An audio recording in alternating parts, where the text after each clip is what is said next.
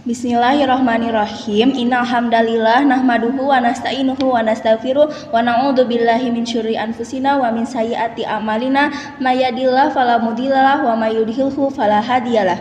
Asyhadu an la ilaha illallah wahdahu la syarikalah wa asyhadu anna Muhammadan abduhu wa rasuluh amma ba'du. Rabbi shrah li sadri wa yassir li amri wahlul 'uqdatam min lisani yafqahu qawli. Sataacana pribada sahaturkeun salam tawis kehormatan Islam langkung ti payun mangga urang sami-sami manjatkeun puji sarta syukur munajat ka Allah nu Maha Ghafur parantos maparing nikmat iman Islam kanu urang sadayana. Anu alhamdulillah ku berkat kudrot kirodat tina waktos ieu urang tiasa rempeng riung mengkulung patempung laung patempang wajah paambrek jengok dina raraga paturan tineng kelas 8 SMP. Anu dipihormat Bapak Kepala Sekolah SMP Jayalali, anu dipihormat Bapak Ibu guru sareng sadaya staf, anu dipikadede wali murid, anu hadir di dinten ieu, serta nu paling istimewa rerencangan kelas 8 SMP Jayalali.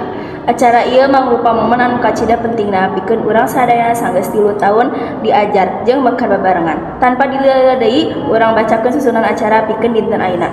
Anu kahiji aya bubuka, Anu kadua aya sambutan kepala sekolah, anu katilu aya sambutan perwakilan guru, anu kaopat aya sambutan perwakilan siswa, anu kalima penghargaan sareng penyaluran surat kalulusan, anu kagenep aya persembahan ti kelas 8. anu katujuh doa sareng penutupan. Acara ieu bakal dipandu ku Abdi Medina sareng Honsa. Supados teu nyangkalong kana waktu, hayu urang buka acara ieu ku ngaosan basmalah sasarengan. Bismillahirrahmanirrahim. Salajengna aya sambutan ti Bapak Kepala Sekolah SMP Jayalali ka Bapak Kepsek dipayunkeun. Hatur nuhun kana sambutanna, salajengna sambutan ti perwakilan guru mangga dipayunkeun. Hatur nuhun ka Ibu Guru dilajeng ku perwakilan kelas 8 mangga dilajeng. Hatur nuhun kana kecap-kecapna anu geus ngawakila rarasaan urang sadayana dinten ieu. Ayeuna waktu nu ditunggu-tunggu nyaeta penyaluran surat kalulusan sareng penghargaan pikeun eta dipayunkeun Bapak Kepala Sekolah sareng wali kelas kanggo naek ka panggung.